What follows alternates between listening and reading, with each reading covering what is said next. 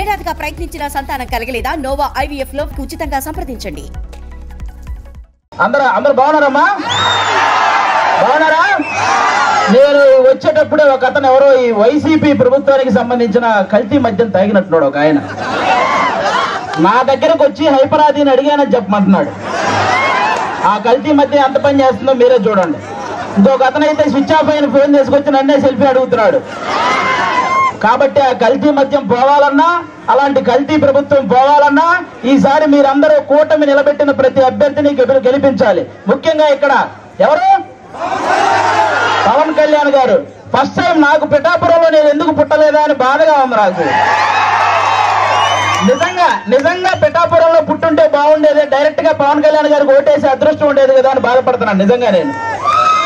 కాబట్టి ఇవన్నీ మీరు గమనించి ఈసారి పవన్ కళ్యాణ్ గారిని భారీ మెజారిటీతో గెలిపించాలి. దానికోసం ఇక్కడ కృషి చేస్తున్న మన వర్మ గారికి, అలాగే బీజేపీకి సంబంధించిన కృష్ణరాజు గారికి, ఇద్దరికి కూడా చాలా పెద్ద థ్యాంక్ యూ. అందరూ వాళ్ళిద్దరికి ఒకసారి గట్టిగా క్లాప్స్ కొట్టాలి మీరంతా. వాళ్ళిద్దరి సపోర్ట్ లేకపోతే ఇక్కడ ఇంత జరగదు. అలాగే ఈ వైసీపీ ప్రభుత్వం మిమ్మల్ని ఏం చెప్పి ఓటు అడుగుతుంది? మీ ఇంట్లో మంచి జరిగితే ఓటేయమంటున్నారు, అవునా? అసలు వాళ్ళ ఇంట్లో మంచి జరగలేదని ఇద్దరు చెల్లెలు రోడ్డు మీద తిరుగుతున్నారు, అవునా కాదు? మరి వాళ్ళ ఇంట్లోనే మంచి జరగనప్పుడు మీ ఇంట్లో మంచి ఎలా చేస్తారు? అది ఒకటి మీరు గమనించాలి, అవునా? ఇంకోటి ఏమంటున్నారు? మేము పొద్దున బటన్ నొక్కితే ఆడవాళ్ళ అకౌంట్ లో 10,000 రూపాయలు పడుతున్నాయి అంటున్నారు, అవునా? మరి సాయంత్రం మూతిప్పితే మగవాళ్ళ అకౌంట్ లో నుంచి 30,000 పోతున్నాయి. మరి వాటి సంగతి ఏంటి? కాబట్టి పొద్దున బటన్ నొక్కుతున్నారు, సాయంత్రం పేక నొక్కుతున్నారు. ఈ రెండు మీరు గమనించి ఓటేయాలి. ఇంకోటి ఏమంటారు ఆయన? ఫ్యాన్ ఇంట్లో ఉండాలి, సైకిల్ బయట ఉండాలి, గ్లాసు సింక్ లో ఉండాలి అన్నారు, అవునా? కానీ ఫ్యాన్ ఎంతలో ఉండాలి? 4లోనో 5లోనో ఉండాలి, అవునా కాదా? మీరే తెలియక లాస్ట్ టైం 151లో పెట్టారు, అందుకే కరెంటు బిల్లులు ఎక్కువైనాయి. కాబట్టి ఆ 151లో ఉన్న ఫ్యాన్ రెగ్యులేటర్ తగ్గించి మీరంతా 4లోనో 5లోనో పెట్టాలి ఈసారి. అప్పుడే మనందరం హ్యాపీగా ఉంటాం, అవునా కాదా? ఇంకోటి ఏమంటారు ఆయన?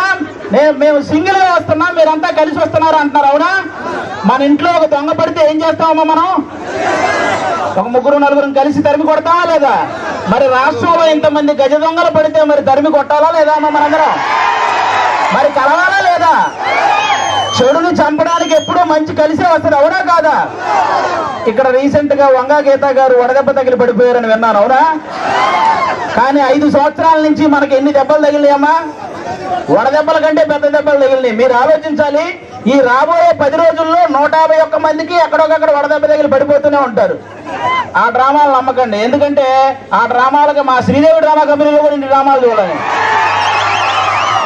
కాబట్టి ఇవన్నీ మీరు గమనించి ఈసారి గాజు గ్లాసు గుర్తు మీద ఓటేయాలి. వన్స్ బూత్ లోకి వెళ్ళిన తర్వాత 2 గాజు గ్లాసు మీద గుర్తితే ఫ్యాన్ ఎగిరిపోవాలి, అవునా? ఇది గుర్తు పెట్టుకుని అందరూ ఓటేయాలని కోరుకుంటున్నాం. జై జనసేన, జై టీడీపీ, జై బీజేపీ. అలా